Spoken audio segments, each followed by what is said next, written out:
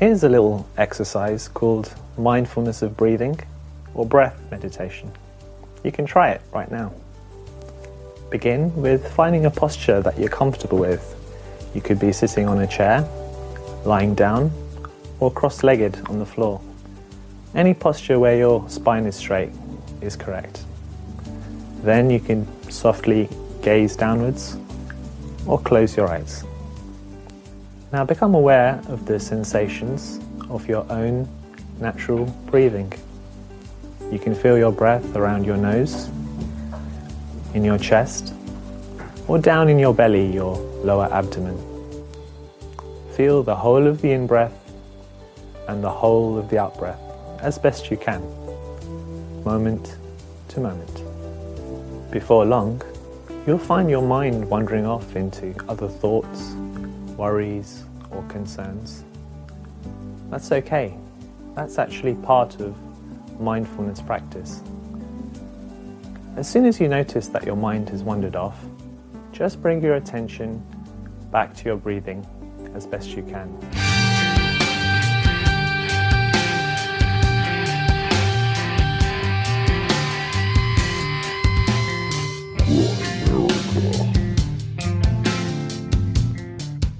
Yeah, and singing makes you high. I like to think that birds get high not only by flapping their wings, but also by singing.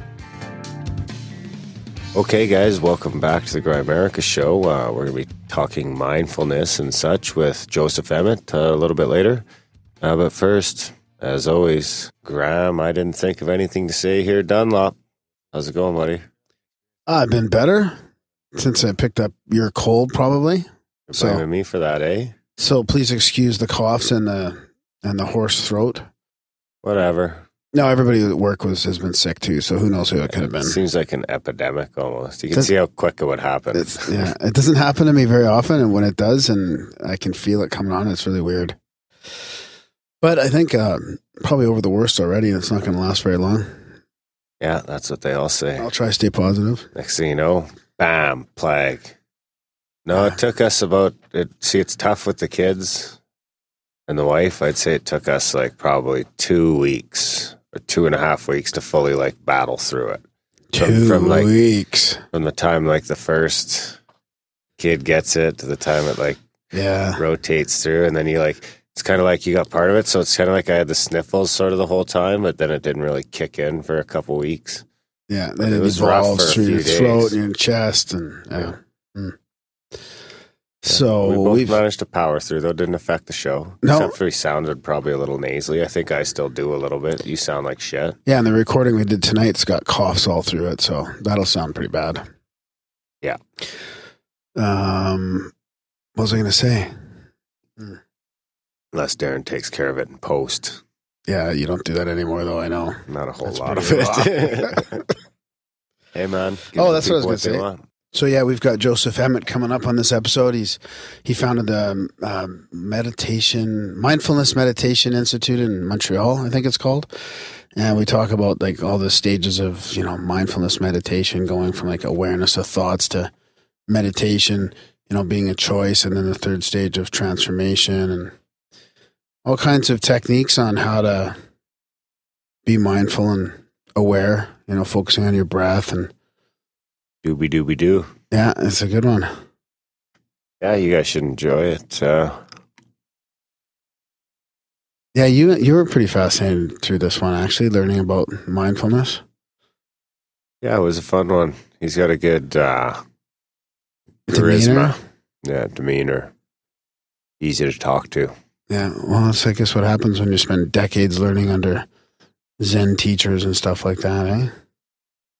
Or it's just an atmosphere of Grimerica. Cultivating the garden of your heart. Jesus. Just keep your cultivating over on that side of the table, bud. Yeah. It should be fun. Yeah, looking forward to it. So if you want to fast forward past Graham's bullshit, just go like a half an hour ahead. Because Graham's got Graham's got a few things to read. I've got a complex. Do you want to... You want to give Graham a complex about something? Just send in a piece of feedback, like nitpicking on something, and it'll just slowly chew away at him. Oh, come on. I'm fucking stronger than that, buddy. He'll be changing the show. Come on. That's not fair.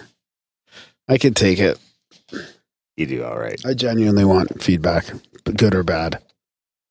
That's all. I just like to do a good job, buddy. If a job, my mom used to say, if a job's worth doing, it's worth doing well. Worth doing right.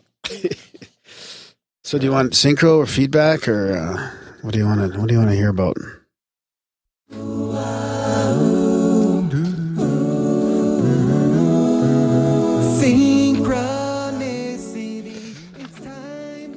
All right, I got this. I got a little feedback and synchronicity. Usually synchros come with a bit of feedback. So this is from Chris D. He says, "Hey, Graham, I started listening to Grimerica a couple weeks ago and haven't stopped. Great podcast, guys. As an avid podcast listener and a Saskatchewanian, I was intrigued to learn, number one, you guys are just a province over in Alberta. It's hard to find good podcasting in Canada, let alone on the prairies. And number two, you get top-notch original thinkers on the show. Awesome guests all around." Huh. You know where I was when I got this email from Saskatchewan? Saskatchewan. Yeah, a little bit of synchronicity. I thought about writing you guys to give you props after the first few episodes I listened to, but life is busy, so I kept working and listening as one does. But just last night, I witnessed a neat little synchronicity and immediately thought of your segment on the show, so I decided to share it with you while it's still fresh in my head. So last night, my wife and I left our two girls with a babysitter and went to a friend's birthday party. It was a pretty casual get-together, and near the end of the night, a group of 8 of us were left sitting around and talking about movies and directors and our critiques of them. We were mostly discussing sci-fi and horror flicks, and randomly, I asked my friend Devin if he had ever seen Donald Duck in Mathmagicland. I haven't seen it in years, but I remember watching it with my kids once and being blown away by this 1950s animated Disney movie and all of the teachings within it. It elaborates on the golden ratio, mathematics in relation to musical notes as discovered by Pythagoras, geometry, and other stuff I find fascinating, but would never expect to learn about from a cartoon aimed at kids. Devin is a math guy, and I thought he would get a kick out of it. When I brought it up, he rolled his eyes, clapped his hands together, and told me that not 12 hours earlier that day, someone else had also told him about this obscure movie for the first time. We thought that was pretty cool, and it made my night. Keep doing what you're doing, guys. Great quality show. He says, I'm a recording/mix engineer, so if you ever need some audio assistance, I'd be glad to help out. But from the sounds of it... well, you don't even do editing anymore, Darren. You want to come and fucking ride shotgun for a Friday night show producing night? He says, but from the sounds of it, you guys have it under control. Cheers, boys. So I love that one. Now, isn't that the one that you were playing? Did you play that in an intro? Because I think we did. I thought his synchronicity was going to say that they brought it up, and then he heard it on the next podcast he listened to. Because I'm wondering if he hasn't listened to that one yet. Here, I got it queued up here. This is the one I think it's on. Will it play on my iPad? Come on, let's go to ancient Greece, to the time of Pythagoras, the master egghead of them all. Pythagoras? The father of mathematics and music. Mathematics and music? Ah, you'll find mathematics in the darndest places. That's pretty good how I have that queued up. I didn't even know First about we'll it. need a string. That is pretty crazy, Stretch it good and tight. Well, I don't have it queued up. That kind of. I just knew as soon as you started talking about it in the email, I just Googled Grimerica, Randall Carlson, because I remembered I used it in that episode. So maybe he hasn't even heard the Randall Carlson up yet. Yeah, that's interesting. A little bit more of a synchro considering that you've already used that in our content. Yeah, and he hasn't got there yet. He's going to be like, whoa. Imagine if you would have listened to that one the next day. Well, that's what I thought it was going to be about. Yeah. But, So does it get the involving the show 0.42 if he doesn't know it involves the show? I think it does. So I'll give it I don't know, 6. Yeah. Okay. That's fair. That's a pretty good one. I just pictured his friend slapping his hands together going, I just heard about that for the first time. Because the skeptics used to call that, well, I don't know about if that example would fall under, but the love bug, or the Bugs Bunny. No. What's the word I'm thinking of? I have no What's the beetle bug? The beetle bug phenomenon, right? Because you see a beetle bug, and all of a sudden you see beetle bugs everywhere. But this is kind of different because it's basically hearing one thing twice in 12 hours that you've never ever heard before. Yes. They might consider that the same phenomenon, though, I think. I'm not sure. It's a ripple stick. No, it's not. Not really. No, it's more of a synchro than a ripple stick, for sure. Yeah, not bad. Yeah. I'm curious to hear now if he's heard the Randall Carson episode or if he's come on later. We've had a ton of listeners that have come on. After I've Randall. got a ton of feedback about people who have recently found the show and are binge watching it on Twitter. Binge watching our show on Twitter? No, I've got a couple tweets about people binge listening. Oh, cool, yeah. It's always nice when people go back and check out the back catalog. Yeah, there is like a ton of good content there. If you're new here and once a week isn't good enough for you, check out the back catalog. Yeah, there's 100 interviews there, and they're all fucking pretty good. Yeah, we're on number 107 or 108 now, I think, right? Yeah, I think this is 108. I got some more feedback from Edward P. He says, loving the show, Graham and Darren. Or Darren and Graham, however that goes. I was clued into your podcast, of course you'd say that, referenced via a link, the Skeptical podcast, where you guys interviewed Alex T. on his book. As opposed to the off-quoted acquired taste comments, I have to say I felt instantaneously at home, entertained and intellectually engaged by both of your personalities, and the format and the subject matter of the show. Your program has a nice open-minded direction, yet is intellectually grounded enough not to be off the rails. We try and keep it on the rails here, barely. Some of us. It also has an inclusive global feel to it. I love all that. RPJ, keep up the good work, hombre. You guys rock. I love this last part. He says, catch a probability... I can't believe I fucked it up. Catch a probability wave and tube it for me, eh? I'll keep tuning in and give a listen for sure. Cheers. Did we talk about you and your probability ways before? Surfing probability ways? I do think I remember that. I don't think I read that one yet, man.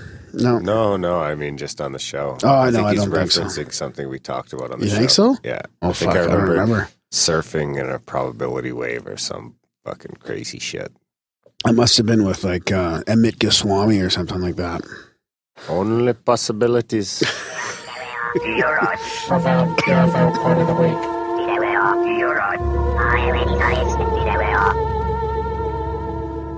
All right, it's time for my favorite segment, the Profound UFO Quote of the Week. So the opposite... the only segment. What? I guess there's other segments. Yeah, we got other ones. The opposite conclusion could have been drawn from the Condon Report's content, namely that a phenomena with such a high ratio of unexplained cases, about 30%, should arouse sufficient scientific curiosity to continue its study. From a scientific and engineering standpoint, it is unacceptable to simply ignore substantial numbers of unexplained observations. The only promising approach is a continuing, moderate-level effort with emphasis on improved data collection by objective means, involving available remote sensing capabilities and certain software changes. Did you get that? Kinda? Kinda. It was a report that came out, the Condon report. Yeah, I caught all that. Yeah. Who's it by? That's by Ronald D. Story, American Institute of Aeronautics and Astronautics UFO Subcommittee, New York, Doubleday, 1980. Year before I was born. Really? 81? Yeah. How about another one? Give me two. Oh, fuck. Oh, no. Yeah, you got me.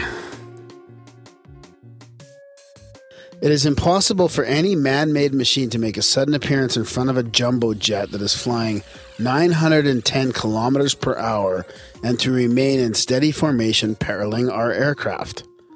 Honestly, we were simply breathtaking. That's from Japan Airlines pilot Kenju Terachi in 1986. That's the year my wife was born. That was a good one. Yeah, I like you on your toes. Yeah, no problem, buddy. Oh boy, I thought I had you there for a minute. No. But you're a pro. He's a pro. I got something else I want to read to you. You do? Yeah, it'll be of interest, much interest to you. Mucho interest. Mutual interest.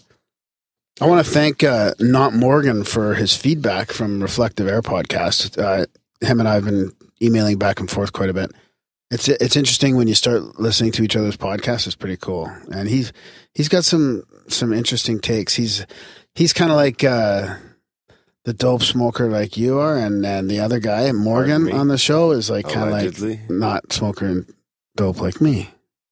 Allegedly, yeah. Hey, apparently mushrooms are the safest drug.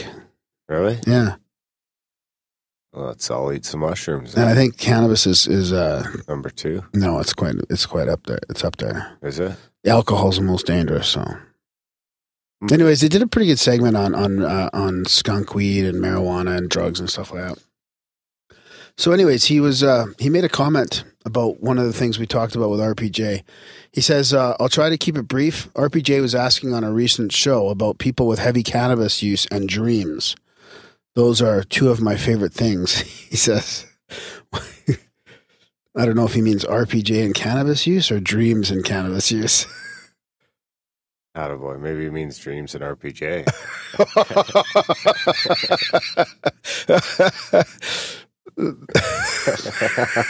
Mexican wet dreams. Too far. Okay.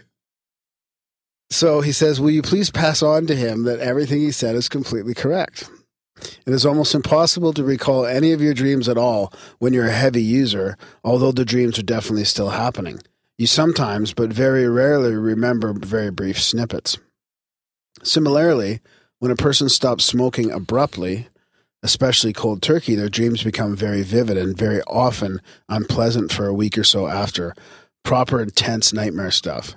Again, I know many people who genuinely fear this when they're either trying to or having to stop smoking for some reason.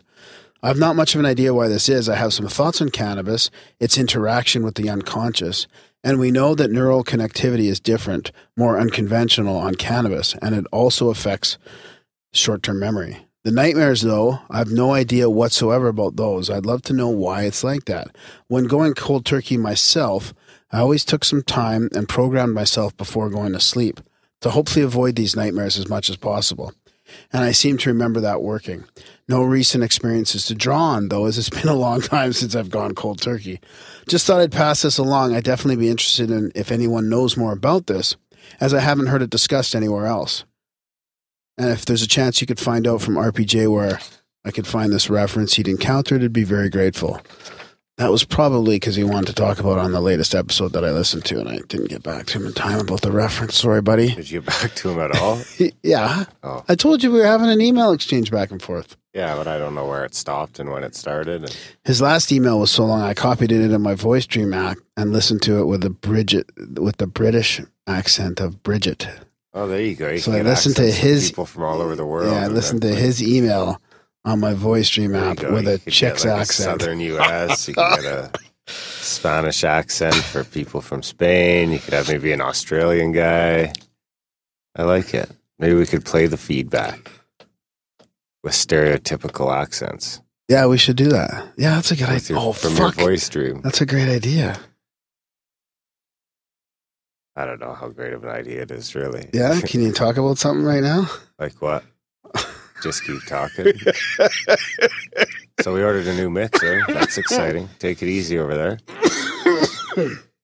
Finally upgrading our... I think that's the first piece of equipment we ever bought, eh? The mixer.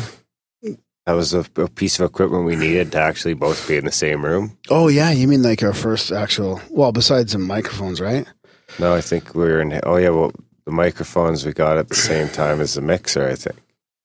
Because up until then, we were using headsets from home. Oh, and one more thought I meant to include on the cannabis dreams thing. You know there's supposed to be this thing of if you don't dream, you go mad. Are you aware of that?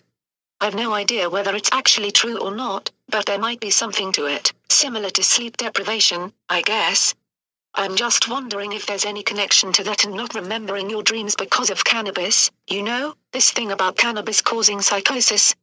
If not dreaming makes you mad, could the lack of recalling dreams be contributing to that psychosis in any way?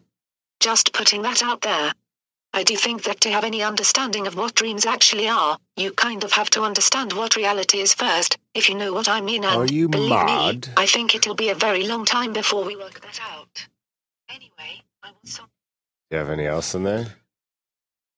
Anybody else's emails? No, that was the Broken only English. one. That was the only one. Oh, yeah. So, I hope he likes his little email read in my app. yeah, by a woman. Um, Proper English, eh? What do you think of that, though? Of what? Did you catch any of it, or were you just too enthralled by the technology of the whole thing? Oh, that you were playing that? Yeah. I was caught up on the mod. Oh, That makes it jeez. sound authentically British. Mod. Are you mod? So, I don't know. because have you heard about the thing about cannabis causing psychosis? Because I do have thoughts on that. No, I haven't heard a lot about it. Huh. And he's saying if not dreaming makes you mad, could the lack of recalling dreams be contributing to that psychosis? I think Dennis McKenna had a remedy for that, though. Some sort of tea that'll offset it. That's probably RPJ's reference before it was Dennis McKenna. Could have been. I think it You know, was. We talked about it. I think it was Dennis I think McKenna. it was like episode 5 with Dennis McKenna. Because I brought it up and he said that no, because he was able to smoke and recall his dreams, but he used some tea that helped him with it. Huh. See, I think because grass is illegal and the stigma that doing drugs Grass? puts on people, I think that has something to do with the psychosis. 1970s called it. They want their fucking slang back. Don't you think that that type of the societal pressure we put on people and the stigma that we have around drug use doesn't help at Constantly all? feeling like a criminal. Yeah. That could be what causes some of the psychosis. Probably. Hmm. I'd like to see the article too. I mean, who knows? Could be slanted anyway. I would say modern society causes quite a bit of psychosis just in itself. Fucking traffic. Traffic caused a little psychosis in me today. Yeah. When you're in a rush to be someplace. When you have to pay a good chunk of money to get your stolen car back after you help the cops find the criminals. Yeah. You were on the front lines of that. Yeah. Yeah, that doesn't really bother me so much. It's not coming out of my pocket. But it does seem like bullshit. Yeah. It's got to bother you at a more of a More moral? philosophical and Yeah, it seems moral pretty level. crazy. Yeah. You want to talk about that or? No, I don't think No. we need to get into that. I don't think we need to get into calling up beefs with the city of Calgary. I got to live here still. Yeah. True that. True that. You out of stuff? Well, I got lots, but what did you want to talk about? We should talk about the money bomb. No more money bomb. No more money bomb. We should talk about helping the show out, right? Is that what you're going to get at? Yeah, next episode, maybe I'll compile a list and thank our... Oh, that's what we're supposed to We do. got a bunch of people to thank, new subscribers. A lot of people have been chipping in where they can. It seems like a lot of people have been telling other people about the show. That's good news. But yeah, as always, support the show when you can, if you can, as much as you can afford. There's a ton of different options there for subscription. One-time donations are always welcome. That's about it. We don't do commercials. We don't do ads. We don't do portals. We don't do nothing. We're trying the value for value model here. For the people, by the people. Yeah. And we have incurred some expenses. Like we say, we just had to upgrade our mixer. Was holding us back on a couple of things we need to do. And there's a couple other pieces of gear we're looking to upgrade in the near future. So. Yeah, there's a bunch of fixed monthly expenses too, of course, that we have to keep up with. Yeah. And we're outgrowing some equipment. Yeah, and if you can't afford anything financially, you could always just send a review on iTunes, or you could leave us a voicemail on the the website. You could sign up for the newsletter.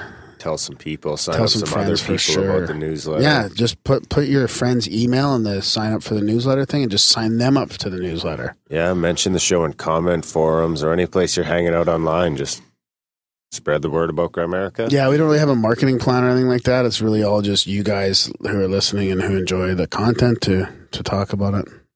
Yeah, and support us when you can, and that helps out a lot. Like I say, next episode we'll thank the people, and we're trying to think of, we were actually discussing the other day some sort of way of honoring the people who have supported the show, especially people like, Wayne Darnell, who's put in a ton of work on the website, the new website, which is, by the time this comes out, it'll be up and live, so check out the new site. Wayne put a ton of work into that. So his name is at the top of whatever list we decide to do. But we were bouncing around different ideas for how we could maybe honor our bigger supporters and kind of, immortalize them in Grimerica somehow. So if you have any ideas on that, let us know. Yep. Anything else? No, I think that's about it, man. Unless you want to hear some more feedback, but I think we're pretty good for today. I'll save some for the next intro, which will be soon because we're putting out a bonus episode. So do you want to mention who that's the bonus episode won't be till next week. Yeah. After Joseph. Yeah. But put it this way, we have enough content to release an extra episode again. So so you'll get another extra episode in March. Probably not next week. Probably right after the next episode, another one will pop out a couple days later. Exactly. Just because we do what we do. All right, guys. Well, I guess we'll pop into our chat with Joseph Emet. Anything else? No, that's about it. Yeah, thanks for listening. Yeah, enjoy the chat with Joseph, and we'll pick you up in the outro. Take care of a little housekeeping there.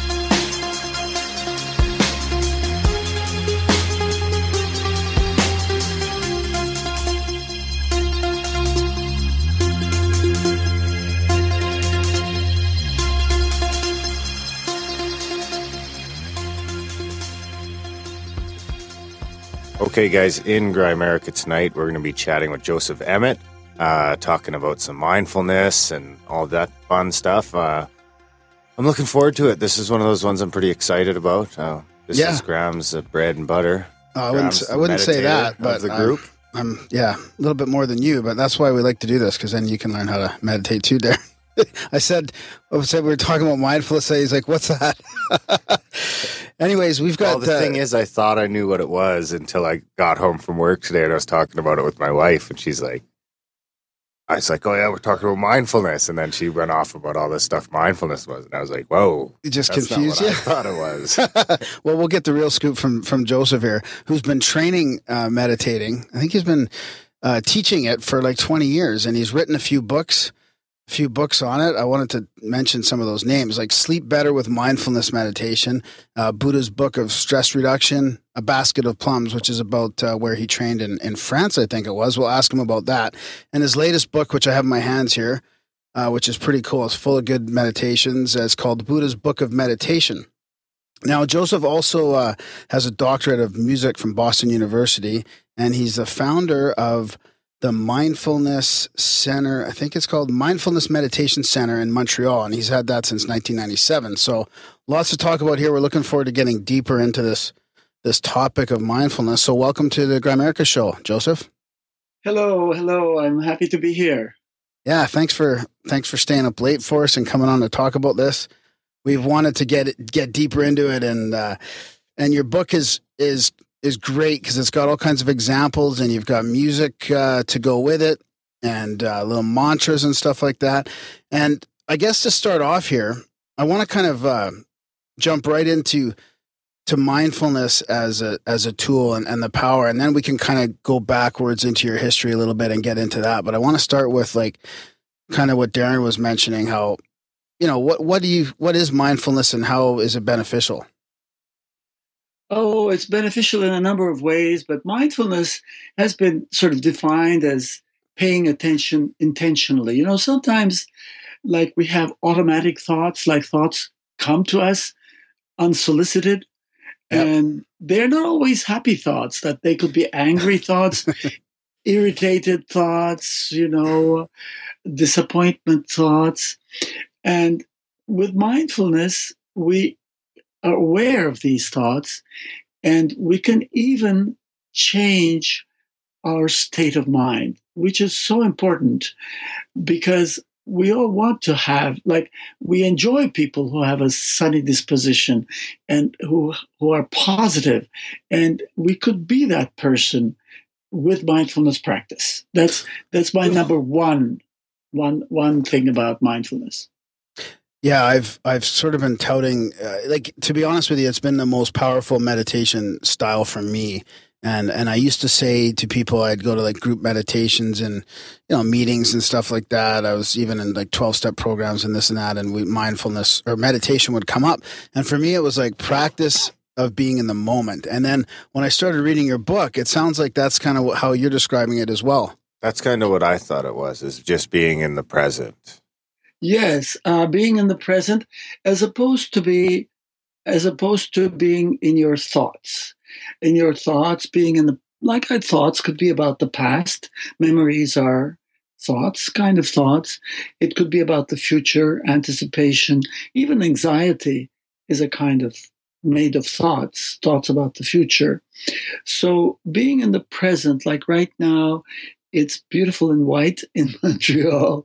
The snow is beautiful, and it is often always beautiful around us if we take the trouble to look around the sky, the people we're with, our environment. Really, really beautiful. And being in the moment, we're able to enjoy all this.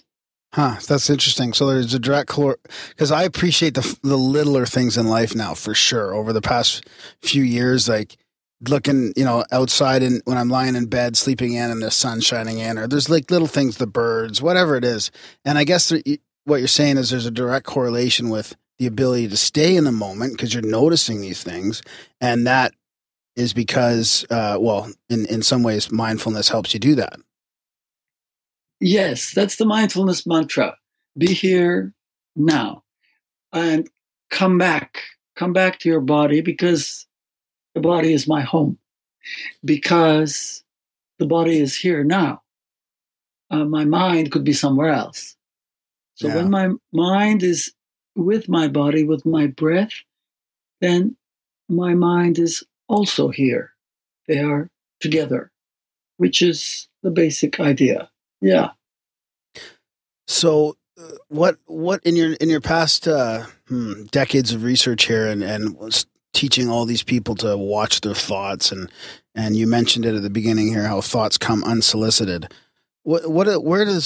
Where do these thoughts come from? Like, is it just a mix of, I mean, we could speculate. We talk about all kinds of crazy stuff in Grimerica. Like, you could be connected to some sort of collective unconsciousness or consciousness. And then also, I guess it comes from your epigenetic past, that type of thing. Well, I think thoughts are basically generated by your state of mind. If you're in an angry state of mind, you'd keep having thoughts like, how could she do that to me?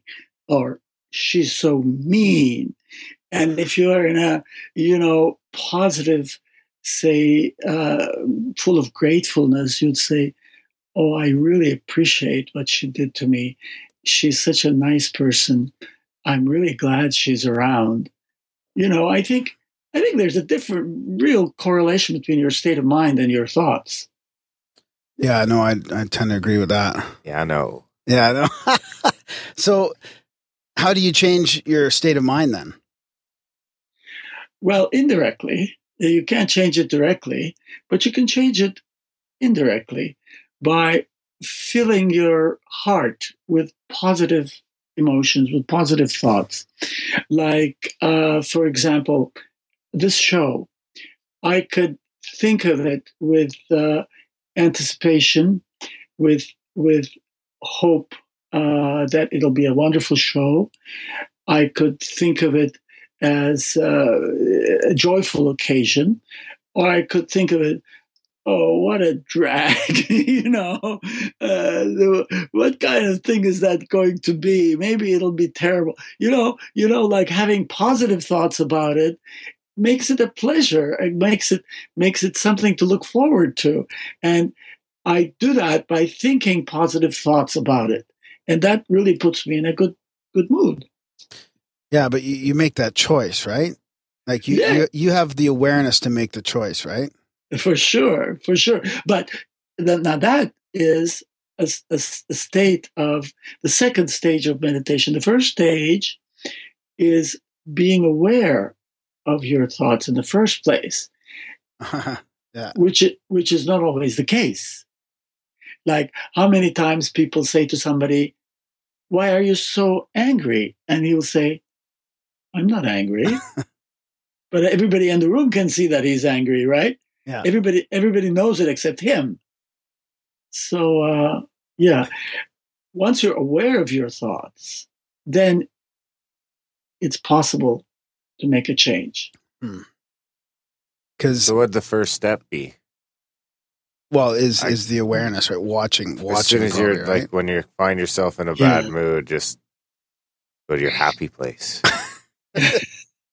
Well, the first step in meditation is like when I have these 8-week sessions, for several weeks, we practice watching the breath, watching our thoughts, sort of disengaging from the thoughts so that I am not my thoughts. Like, my mind is not entirely thoughts. It's like the sky, the cloud is not the sky. My mind is like the sky, and thoughts are like the clouds. So the first step is not to identify with the thought, not to be the thinker, but to be the one who observes the thoughts. It's a big step. It doesn't come easily. Like in an 8-week session, we spend maybe 4 weeks just doing that, just sitting and watching our sensations, the breathing, thoughts, state of mind, and so on.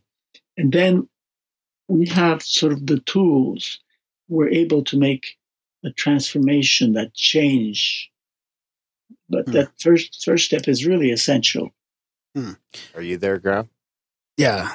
Yeah, no. I totally agree with him, right? It's like something clicks. When all of a sudden you start to be aware of your thoughts and you can really see like when you can come back to the moment, like you feel yourself slipping in and out of the moment and you can catch yourself a little bit sooner. Like for me, I was meditating in a group last night and I couldn't focus on my breath for more than like 5 or 10 seconds. And I was thinking about something. But the time that it takes me to catch that and come back is way less than it used to be. Like it used to be, I could go off for like 5 minutes and, in dreamland and la la land. Never come back. But now I catch myself a lot quicker. That is, you described it perfectly. And that then is, you just get to poof or nothing. that's a stage everybody goes through, and sometimes that's the first time they've noticed what a busy place the mind is, And I have to tell you that there are people who think that it's meditation that causes this, and there are people who come and don't come again. I see what you mean. Yeah. But it's the first time they become aware of it because they've never, sat quietly and observed the mind. So meditation just makes you aware of it. It doesn't cause it, Yeah, I think it's a challenge for like, I got my friend to do some mindfulness meditation the other night, and she was really surprised at how relaxed she got. But I didn't clarify the difference between different meditations. Like, there's a big difference between just doing a guided meditation and you're kind of using your visualization and following somebody's voice down, some garden path to some magical crystal city or whatever, compared to just sitting there quietly and watching your thoughts. But it got her really relaxed, and it reminds me of what Eckhart Tolle used to say about, or what he said in the last couple of books about worry, right? How so many people worry about things, and really, you can think about that thing that's worrying you, but you don't have to worry about it, right? You can accept to worrying is really just putting yourself in the future. It's not, so you can't really become present and worry at the exact same time. So how do people get out of that negative frame of mind when they're maybe they're just learning how to meditate and they still kind of get stuck in that negative feedback loop? Yeah. Well, you know that according to psychologists, about 40% of our disposition is inherited. Like, some of us have sunny dispositions, and you know that with babies, like, some of them cry forever, and some of them smile a lot and don't cry so much. And so some people are sort of winners at this genetic lottery, and the others, this is the question: are they stuck for life with their less sunny disposition? Yeah. And the answer is not if they practice mindfulness meditation. That gives you a handle on being able to change your default state of mind, default thoughts, default whatever emotion. Yeah. So is that kind of what you're when you talk about brainfulness in your book? Is that just that's your thinking, right? The thing that now you're getting into a very, very interesting subject, very close to my heart. What I mean by brainfulness is that the brain has its own interests and biases. Like, it's an organ, like your stomach has its own biases, interests. It's basically eat, right? Yeah. And survival based, I'm guessing. That's my guess. Survival based, yes. And more than that, I mean, you look at our hockey games, it looks like tribal warfare sometimes, and there's the brain, like, traditionally, especially with guys, win the contests, aggression, dominate, be the alpha male, get the girl. I mean,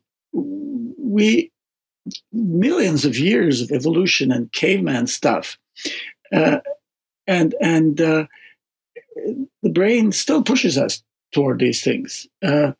So being mindful is kind of being aware of these tendencies. And I give the example in the book. For example, when I go to the gym, my brain tells me, park close to the door so you don't have to walk so much. Now, that's funny because I go to the gym to exercise in the first place, right? So listening to your brain messages with a grain of salt is not possible without mindfulness. Without mindfulness, people hear their brain tell them something and they say, "Amen. This is it. This is absolute truth." I mean, look at all those guys, all kinds of violence. The guy who went to Parliament Hill and started shooting, I mean, his brain told him to do that, right? And he didn't question it. He said, "Okay, I'll do it," Yeah. So this is also part of what I mean by brainfulness as opposed to mindfulness, not listening to everything your brain tells you. Which I suppose everyone, or most everyone, I suppose, can do to some extent, right? Like, everyone gets those fleeting thoughts that they just disperse. Right. Like, yeah, your boss or this or that, and it's just taking it to the next level, I guess, of doing that over everything. Yeah. Well, this is a big issue in psychology and psychotherapy. Like, if you're a depressed person, what your brain is telling you is making you miserable. Like, you're no good. The sky is going to fall apart, fall on you tomorrow. Your girlfriend's going to leave you. You're going to leave your job. You're no good, whatever. And that's what it is, depression, how it makes you miserable. And so psychologists, psychotherapists are doing exactly this, that they are training you not to identify with the voice of your brain. But this is also important in lifestyle, in like you can go to a psychologist if you're depressed, but psychologists don't treat the caveman syndrome, because it's not in the diagnostic manual, right? But the caveman syndrome, I mean, look at all the bullying, look at all the spouse abuse, look at all the, aggression so much. There was a $2 billion settlement at the American Football League, people butting into each other. I mean, this is real primitive instinct, and mindfulness makes you aware of these primitive urges, and you don't have to do it if you're aware of it. You can talk back to your brain, Yeah, that's interesting. I can actually, I'm pretty good at doing that sometimes. I mean, I have a pretty high stress job, which could fucking run away from me a lot of days. I mean, you know what I'm dealing with out there. Yeah, yeah. And I'm pretty good at letting it go, reeling it all in. Yeah. And I mean, I've always, when I'm pissed off, I mean, look out. Yeah. But I can usually shake it off, within like at best, maybe 10 or 20 minutes. And sometimes if it's something bad, maybe never more than a day, though. Like, I never dwell on anything longer than a day. And usually minor things I can, especially if it's sunny out. If it's sunny out, it's way easier to forget your problem. Yeah, you bet. For sure. Well, it's true. Dwelling on these things, like, I hate to use him as an example, but my dad was an angry guy. I mean, he was angry at the cat, the dog, his kids, his wife, his friends, drivers on the road. And he stewed in that anger. He never questioned it. And that was him, Anger was him. And I think everybody has a measure of mindfulness. With some of them, like you described, a perfect example of, letting go after a while or whatever. I think many people have a measure of mindfulness, except that in mindfulness meditation, we train to make that measure a bigger measure, Yeah. And then that would lead into some of the other Buddhist principles that you've probably taught about, like compassion and detachment and like the equanimity and not judging people. Can you talk a bit about how those other principles are related? For sure. You're hitting on my favorite subjects there. Now, there's just a minute ago, we were talking about letting go. But the positive emotions, the Buddha has been sitting. What has he been doing? Like, he's been sitting in his books and his images on the internet. What he's actually doing is cultivating the garden of his heart. He's been cultivating positive emotions. So he's filled, that's his default mental state: love, compassion, peace. When John Lennon talked about love and peace, those are not the only positive emotions. Those were shorthand for love, peace, compassion, gratitude, inspiration, joy, serenity. There's a few more. Confidence, a measure of pride, Barbara Ferguson, the psychologist, has 10 positive emotions. I have a couple more to add. Contentment is one she doesn't use. Yeah, I like that. That's a big one, I think. What about elation?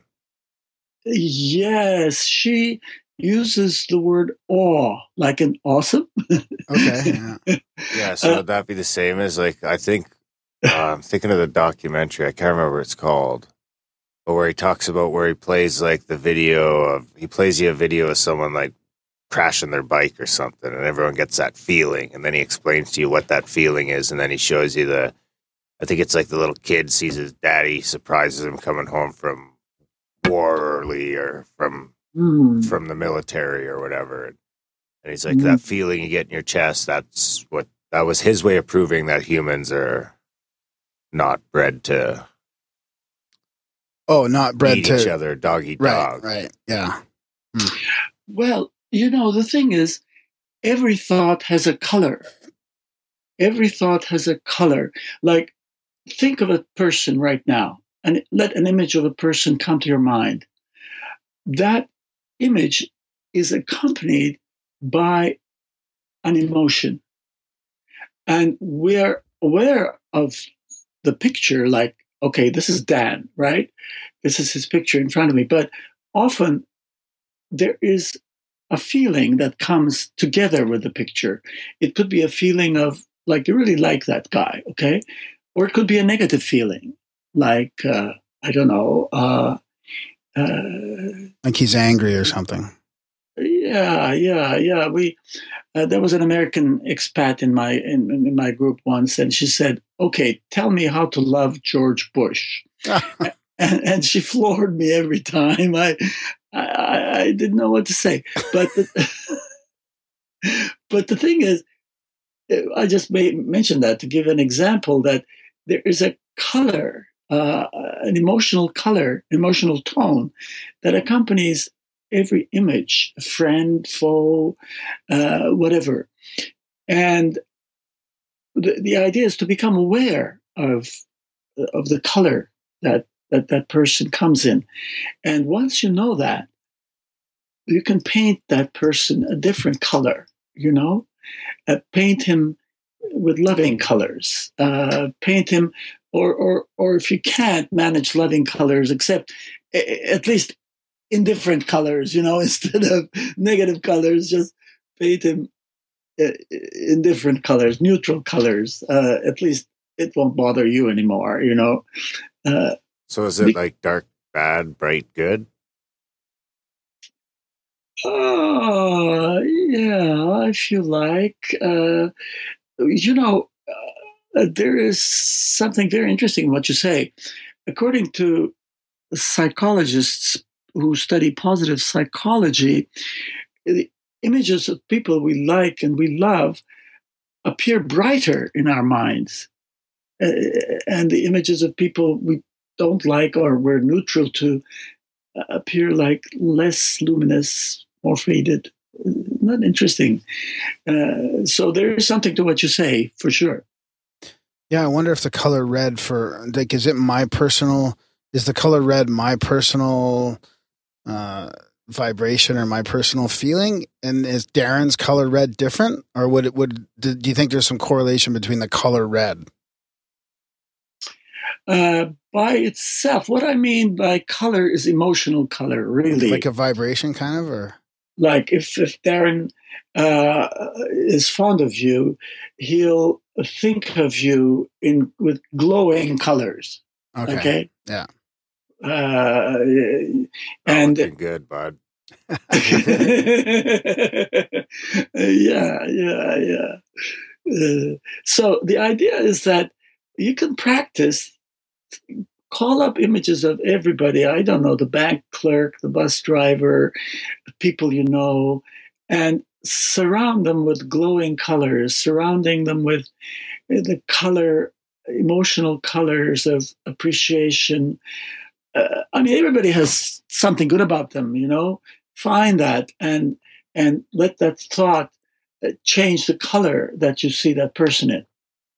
That's a practice. And that leads into the non-judgmental part of Buddhism, right? Where you're really not taking things personally and not judging people for the negative things. Yeah.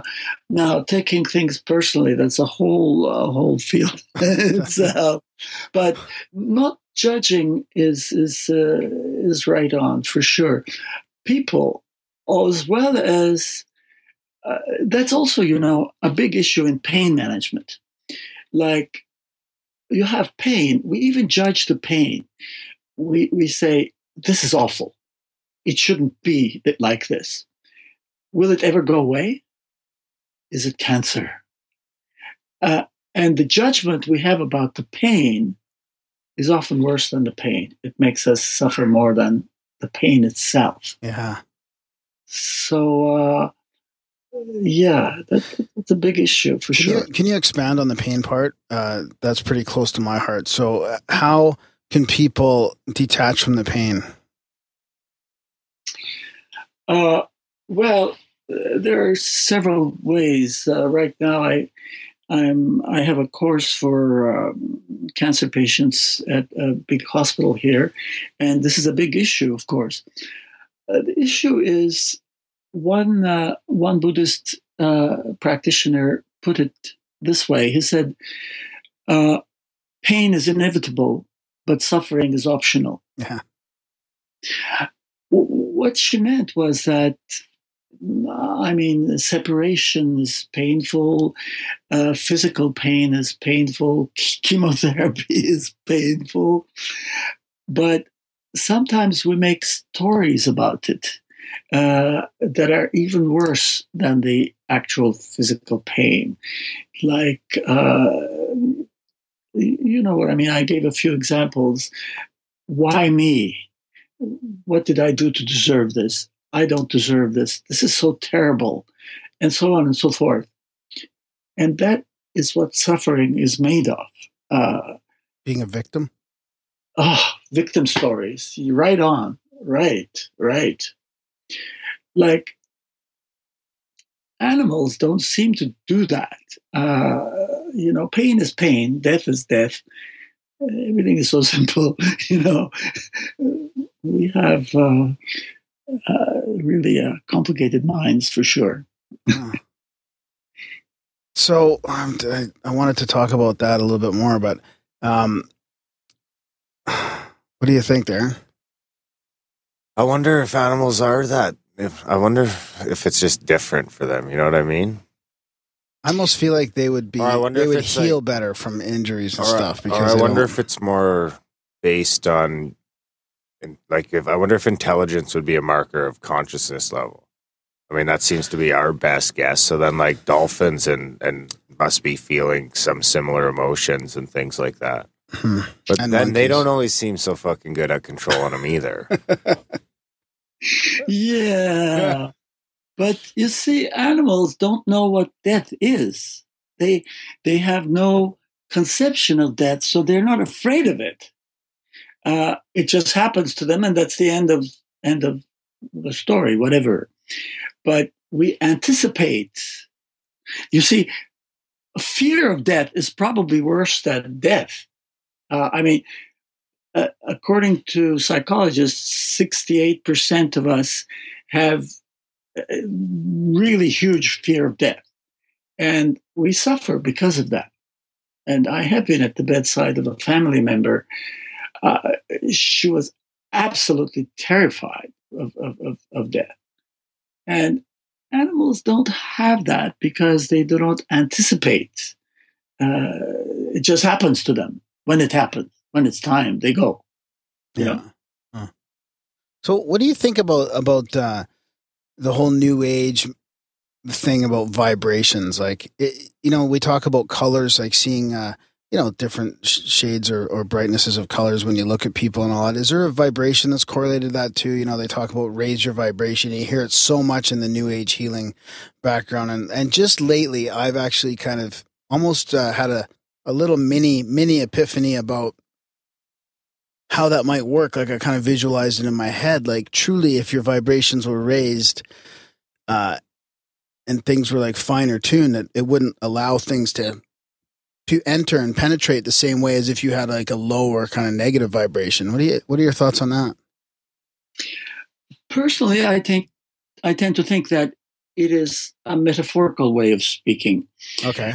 Like psychologists talk about mood contagion. If your mood is elated, you're contagious. I mean, you make everybody happy. There are people like that. They walk into a room, it's like a ray of sunshine, And if your mood is really down, and people like that, they go around like a black cloud, So your mood is contagious. And I think vibration refers to that in some ways, in a metaphorical way, for me. Huh. Yeah, that's interesting. Okay, that's. Yeah, my wife talks about that, how she can tell the vibrations of a room. Sometimes you can. You walk into a place and somebody's pissed right off. Yeah. Huh. Yeah. That's I don't know. That's interesting. We probably shouldn't go down that path too far. But if you step back and look at our society right now, you've been in this for a while, and it seems like to me we're polarized. We have people interested in meditation more so than ever, kind of like yoga was like 20 years ago, and then we also have this whole, like you were mentioning before, the kind of like this masculine competitive environment where people are just living in their heads the whole time. And then we have the whole pharmaceutical industry that's actually, in some ways, going against mindfulness and completely kind of numbing out our minds of, even the youth and all that. Do you ever think about that at the higher level, and you have any thoughts?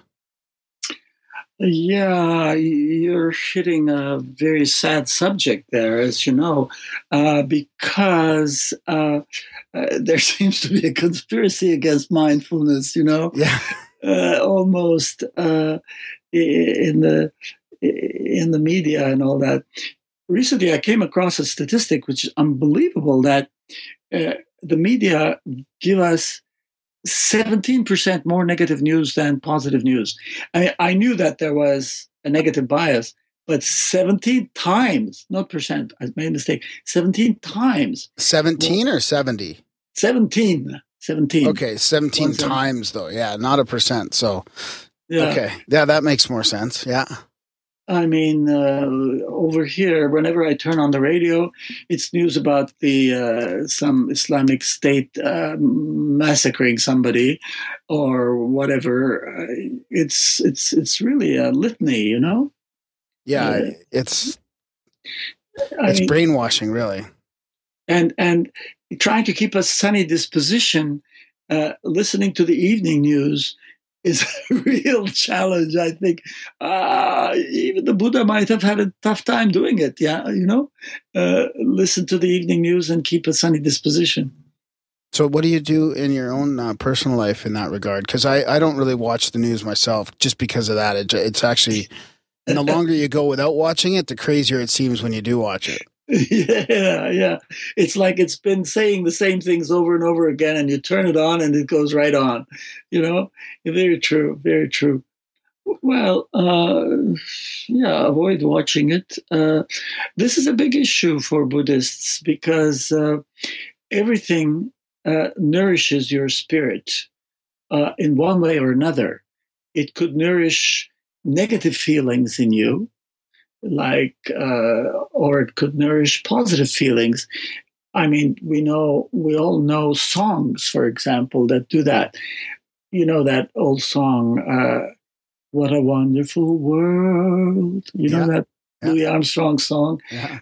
Oh man, you can listen to it every day, once a day in the morning, and it'll make your day, And there are other songs, particularly rap songs, that are quite the opposite. And everything is the same way. There are movies that at the end of the movie, you come out there feeling like 10 feet tall, and there are movies that,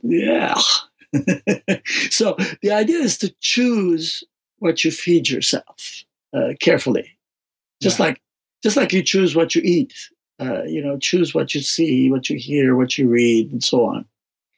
So what do you do what do you do personally to keep on top of current events? I mean, if you even feel like you have to, because sometimes I struggle with, if I don't watch the news, like I'll listen to, a new media podcast and stuff like that to get more of a balanced sort of view of things. But I still feel like sometimes I'm missing out on the current events. But really, when I look at it, it's kind of just distraction anyways. But what do you do to get your dose of what's going on out there?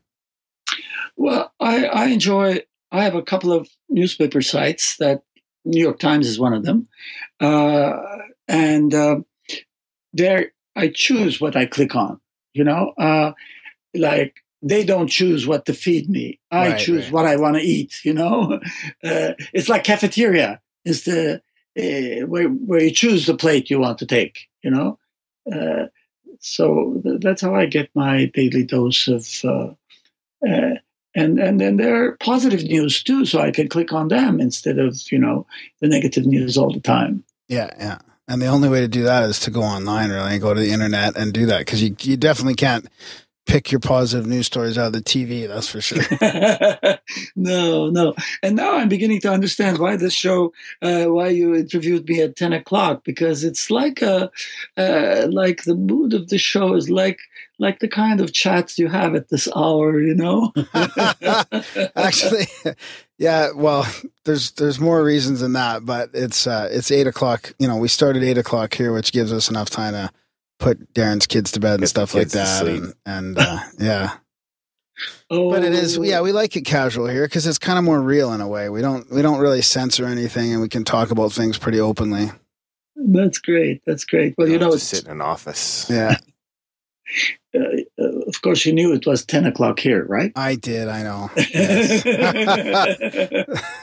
Graham's a real night owl. I'm not a night owl. Or is it a night hawk? No. Yeah. So have you seen changes in the last 20 years then through, obviously, like I mentioned, meditation seems to be like yoga was last year. Have you been pretty happy with the, how it's catching on with people? Yeah, I see people privately for meditation coaching, and I see them in 8-week courses, and I really see the difference, and they tell me the difference, and it's really wonderful to hear and wonderful to follow. Yeah, that's good. Is enrollment up? Are you noticing more of a demand? Yeah, well, there has been a demand. So since I started, there always has been a demand. I mean, John Kabat-Zinn and Thich Nhat Hanh were pioneers. Their first books that really caught on, Miracle of Mindfulness for Thich Nhat Hanh and Full Catastrophe Living with John Kabat-Zinn, those books were published in the 70s. And they really caught on. And Thich Nhat Hanh's book, Miracle of Mindfulness, has been selling about 35,000 copies a month since then. Wow. And so has John Kabat-Zinn's books have been selling. I mean, it's not that new a phenomenon, although you're quite right in that it's sort of seems to be getting bigger and bigger, and more people are aware of it, Yeah, and I mean, not even mindfulness specifically, but meditation in general. Like the float tank. I'm not sure if you've heard about. We have a new float tank set up here in Calgary. We're going to have the guys on, but they're kind of like sensory deprivation tanks where you get in this, body temperature salt water, and that's becoming very popular. So people are definitely interested in exploring their consciousness a little deeper. Yeah, I haven't heard about it recently in this area, but John Lilly, the guy who wrote so much about dolphins, experimented with that, and I think he was one of the first people who put that on the map. Yeah. I just heard about John Lilly today on the way here. Actually, that people are talking about that. Who's John Lilly? Well, he's the guy that started experimenting in float tanks quite a bit and writing about his experiences in there. He'd go in there for like 3 hours at a time or something like that. Yeah. I've only been in one time. Yeah.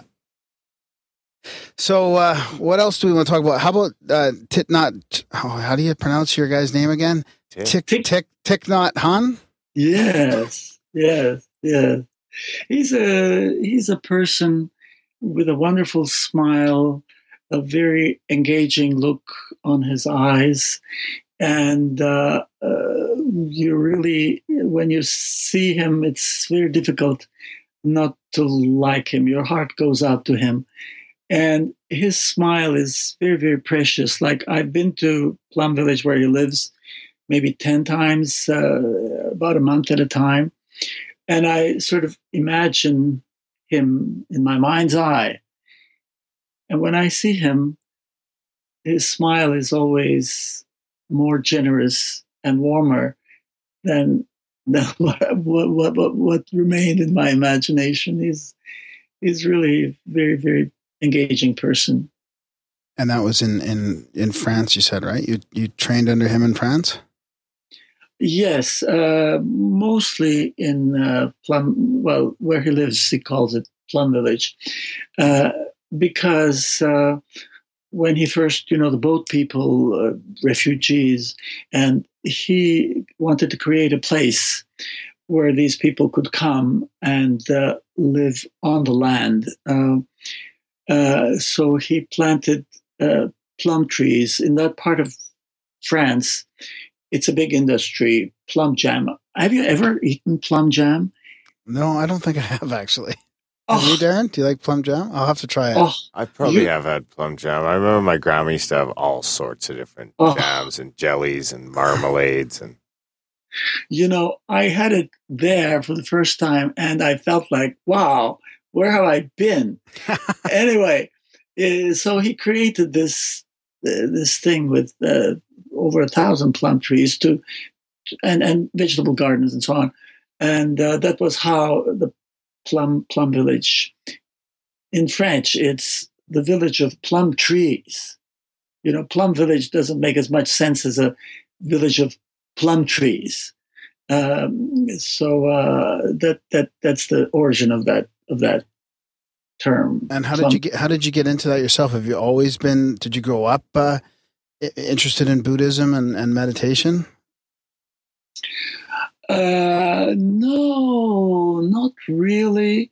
It was chance encounters, chance readings, and something sounds good, and you follow up on it, and one trail leads to somebody, and then things like that. That's how I got into it. A number of chance occurrences like that. Yeah, we sometimes call them synchronicities. It seems like a lot of our guests have those. Yes, that's a good way to describe it. Yes. Would you want to talk about your meditation center in Montreal a bit and what you do there? Yes. I started by offering open meditation evenings, like drop-in meditation evenings, and it would go on all year, and people would come in and whenever, and so on. And at some point, I realized that it is really part of this practice to make a commitment of some kind. To make a commitment, like now, I offer like sessions where people come because they want to live with less stress, or they want to sleep better, or live with less discomfort in the case of cancer patients and so on. These people really know why they're there for, and it makes a big difference. It makes a big difference rather than sort of come because meditation is a cool thing, That's one thing, but when you really have a challenge and you're motivated to work for it, because meditation, you have to do the work. Nobody else is doing it for you. You're doing it. So it really helps if you're motivated. And so recently, my groups are focused groups. They're focus groups with specific focuses. Uh-huh. I guess even if somebody's going to explore it, like my type of thinking is that maybe you've planted a seed in a lot of people that may come back later when they have more of a purpose. Yes, there are, for sure, there are people like that as well. I also see people privately for meditation coaching. There are people who come to say, well, yeah, I want to explore this. For sure. That's also legitimate because, I mean, let's face it, that's how I got into it. That's probably how you got into it, curiosity and so on. But I really feel more at home when somebody has a burning question, a burning issue, something that really hurts, or some discomfort that they want to get rid of, or whatever. Motivation is very strong. So you've seen lots of people heal through these things?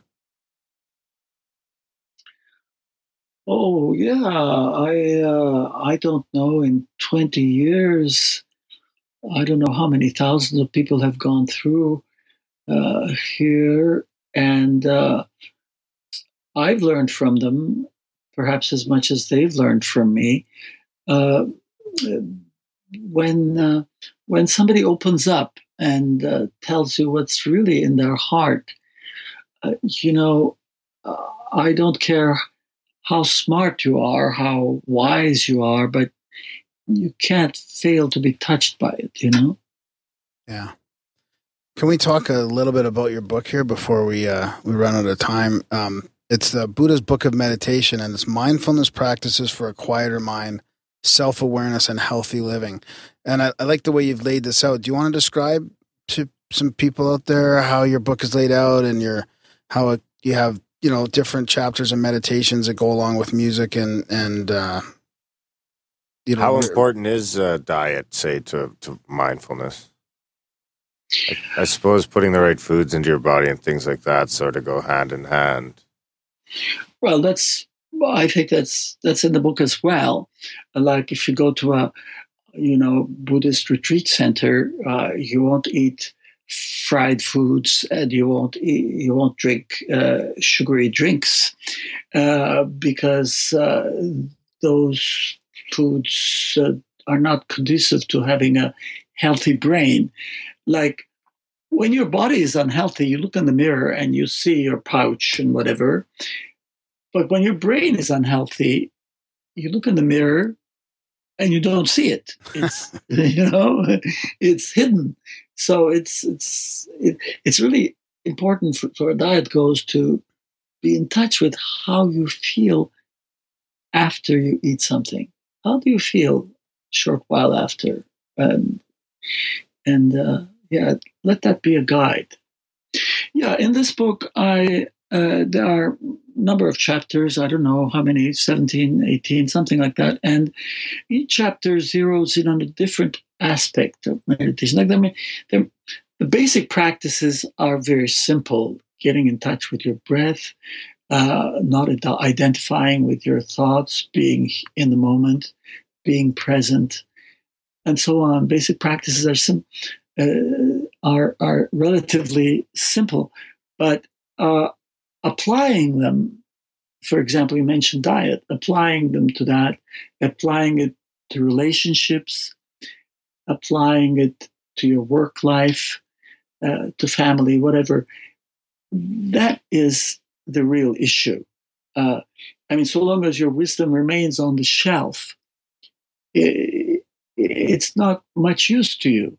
And so in this book, each chapter deals with a different aspect of life and how to bring mindfulness into that area. And yeah. What do you think, Darren? Yeah, I like it.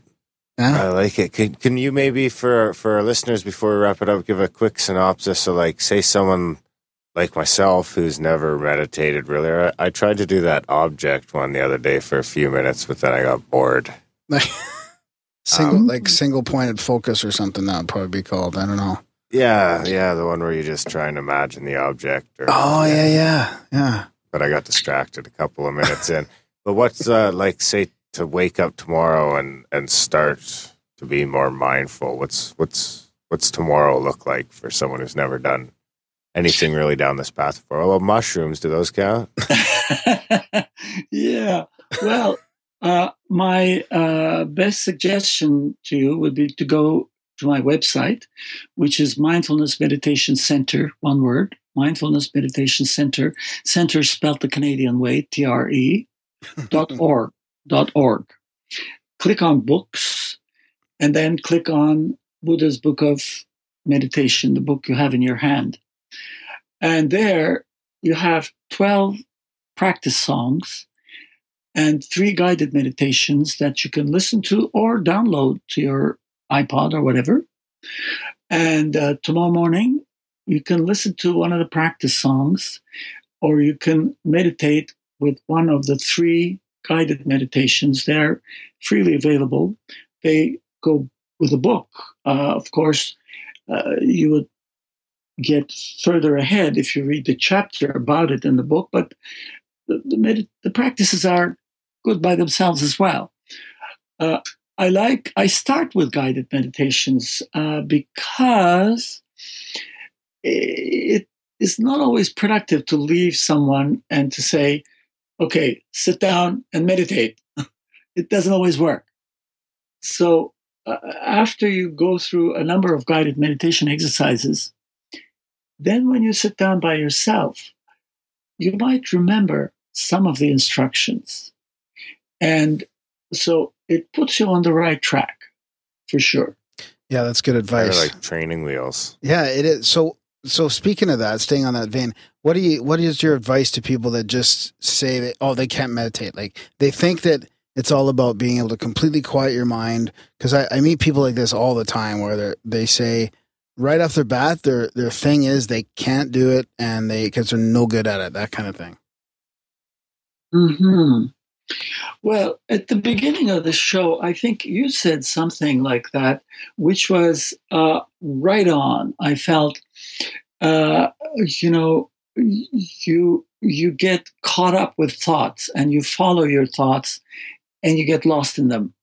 And when you first begin the practice, you might get lost in your thoughts for 5 minutes before you say, hey, I'm supposed to be meditating, and come back to your body and to your breath. Yeah. And you said that after a while, practicing after a while, you do it faster. Instead of after 5 minutes, you do it maybe after 5 seconds, and then eventually maybe after 1 or 2 seconds. So coming back, finding yourself in your thoughts and coming back is part of the practice. As you say, what is not part of the practice is staying there, following your thoughts and getting lost in your thought. So when some people say they don't meditate well, I just want to tell them that it's okay. It's okay. This is not about perfection. We all have these huge brains, and thoughts are like very alluring, and they sort of say, "Come, and follow me."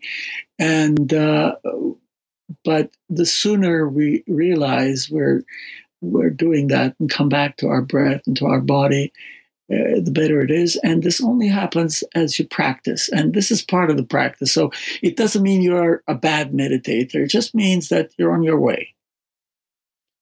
Huh, that's good advice. You catch that, Darren? I'm a bad meditator. That's all I took away from that. That's why they call it the monkey mind, and everybody's got one. So that's good. Is there anything else you want to mention before we start wrapping it up? Yeah, the monkey mind. The monkey mind. The poor monkeys. Well, you see, this is the first stage when you consider the monkey mind as a distraction, as background noise, like the radio in the background as you're trying to do something. The second stage is paying attention to the monkey mind and trying to figure out which one of the 264 species of monkeys this one is, But that only happens after the first stage, when you quiet the monkey a little bit, then you listen. That is becoming intimate with yourself. That is becoming friends with yourself, really knowing yourself, self-knowledge, self-understanding. And that is what is so precious about meditation. This American lady, Julia Cameron, who's written a lot of books about creativity and meditation, I love the title of one of her books. It's called Finding Water. Refers to the tree's roots reaching down and finding water, finding what is fresh, what is nourishing. And it's all part of meditation.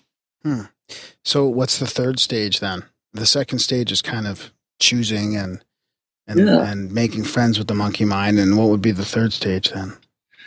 The third stage is very, very special and very specific to Thich Nhat Hanh's teaching. He calls it transformation. It is what we were talking about a little while ago, changing your default setting. Like you have a computer in front of you, you can change your default browser. Do we have less control over our minds than over our computers? We can change our default state of mind with mindfulness practice. And this for me is the heart of the matter, to fill your heart. You are the gardener. There's a garden in your heart.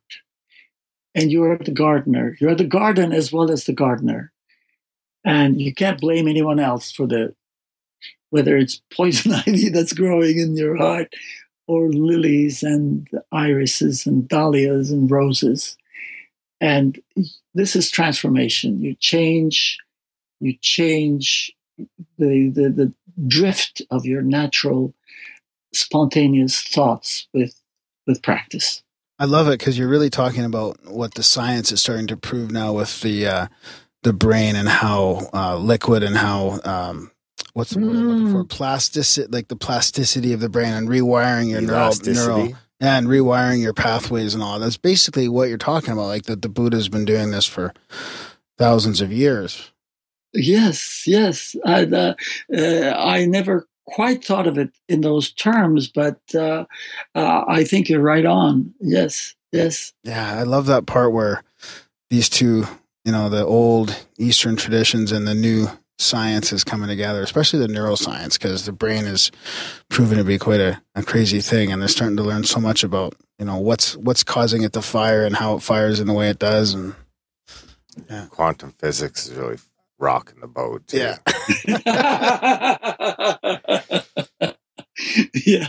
Well, I suppose that should about do it. I know it's getting late over there on the cold side of the country. Yeah, it's how did it get to be 11 o'clock already here? Yeah, do you want, we don't have to go. If you have more you want to share with us. Yeah.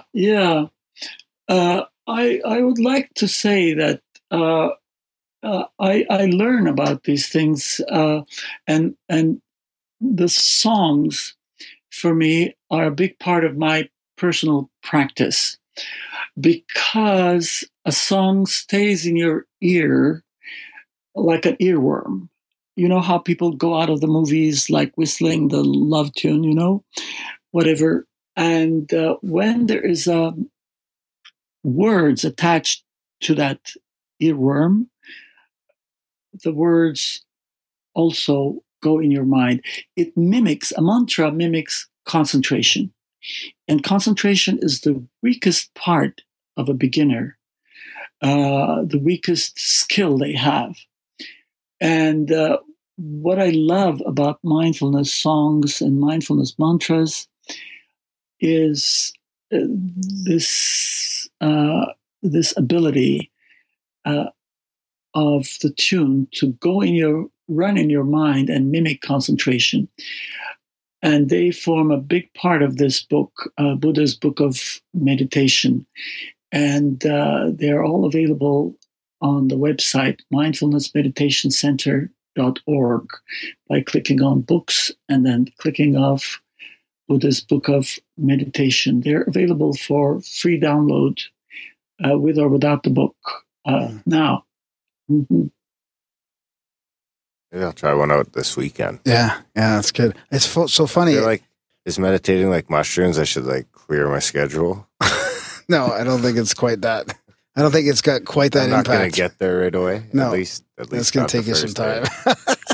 So, but I like what you said about the songs. Turn out to be a super meditator. No, I wouldn't have those expectations. I don't think expectations are important in Buddhism. So, what about the songs and the memory? I love that because I go to work and sometimes I'll play a song before I go in, and it sticks in my head. And even today, a coworker of mine was singing something, and I was like, what are you doing singing? And I could tell she was trying to remember what somebody told her, and she was saying it in a song. Like she was singing it in a singing voice. Really? And so it's like what you're saying. So instead of just listening, like you've got the song to accompany the mantra and the meditation, and that kind of ingrains it in your head a little bit more.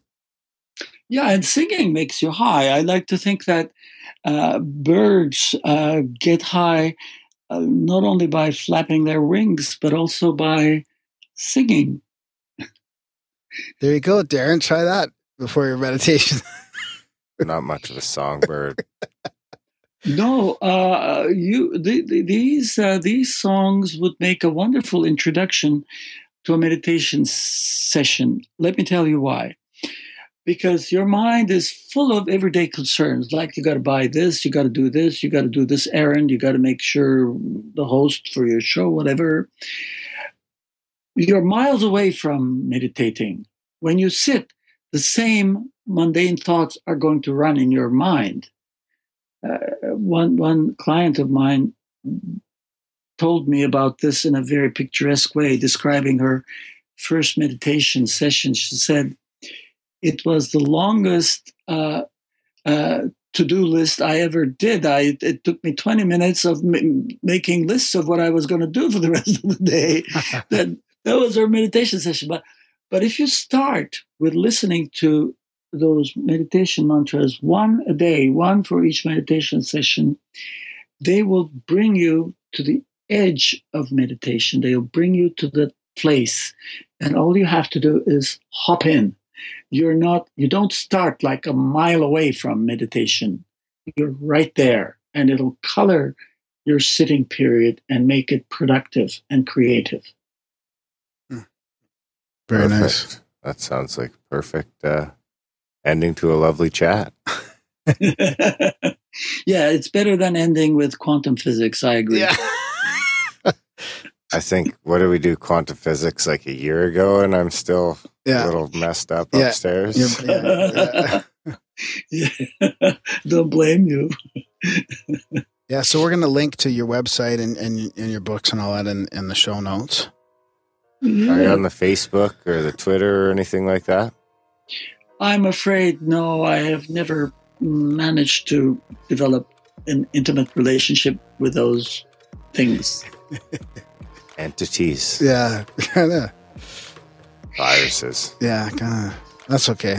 I don't have either of those either. You do, though. I kind of do. Just for the show, extension. really. Yeah, by extension, yeah. Well, there are degrees of addiction, right? That's right. It's called harm reduction. Okay. All right. Well, thanks for joining us. We really appreciate it. Yeah, thanks for staying up late. Well, I really enjoyed this. It was like chatting with old friends, and I feel like I've really got to know you, and thanks for inviting me along. Hey, you're welcome. Yeah, if you're ever out west, you're welcome to pop into the igloo. Okay. Thanks a lot, Joseph. Ciao. Good evening. Okay. Good night. Bye.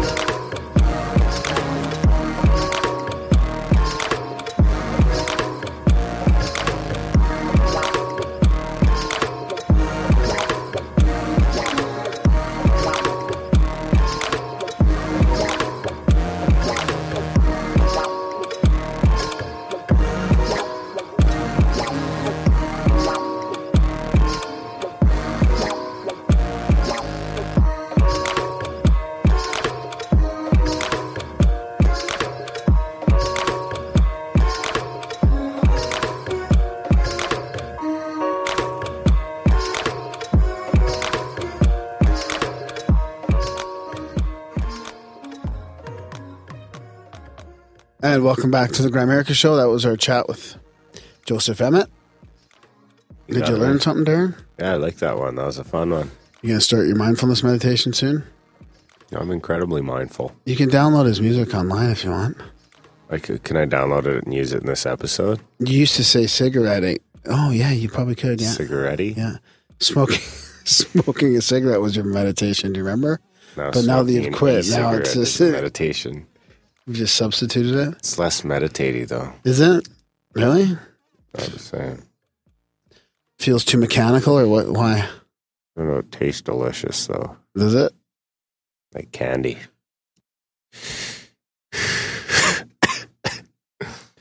It's hard on my lungs, though. Yeah, I know. You were saying that before. It makes me cough. Yeah, that was a fun one. I enjoyed it. If you noticed in the intro, there might have been a couple brief references to Daniel Estulin. That's because it was supposed to be an intro for Estulin. We were trying to pop that episode out for him to do him a favor, but he stood us up twice, so... So we had to edit in and chop up the intro and try and fix it, and I can only do so much. So, yeah, thanks, Daniel. Thanks to Joseph for coming on the show. And staying up late. Yeah. Which we did too, but we won't get into that. Another time, another place. You look upset that I mentioned it. I didn't think you were going to call him out directly. It's in the outro. I think we're okay. Yeah, hopefully most people have stopped listening by now. Well, at least he stopped listening. Anyways, we want to thank Joseph for coming on a lot. And if you guys want to help out the show, there's lots of ways to do that. I think we talked about it in the intro, so I'll keep it short and sweet here. But we do have an expense, and we'd like to try and recoup some of that. Yeah, check out the support page, grimerica.ca/support, and check out how you can support us and keep us ad-free and sponsor-free and all that jazz. Yeah, and we got lots of content coming up, lots of shows. It's going to be a good spring, I think. We've got a lot of people contacting us, and we've got an overwhelming amount of choices here and lots of stuff we're interested in, so it's going to be interesting. Yeah, we have a bonus episode coming out in March, and now we're less than 3 months till our 2-year do we have a bonus milestone. Episode coming out? I thought we just trashed our bonus episode. Yeah, that's right. Estulin fucked the bonus episode. Oh, so ignore that in the intro. Sorry about that. If you guys are pissed off about the bonus episode, not our fault. There might be another one, you never know. We'll see if we can do it, but we had an extra episode that for some reason we don't have an extra episode anymore. Other than that, I think that's about it. Support the show. Sign up for the newsletter, grimerica.ca/news. Spamgram, Graham at grimerica.com. Sign up your friends for the newsletter. Review the show wherever you can. Review the shit out of it. That's about it. Check out the new website. And we will see you next week.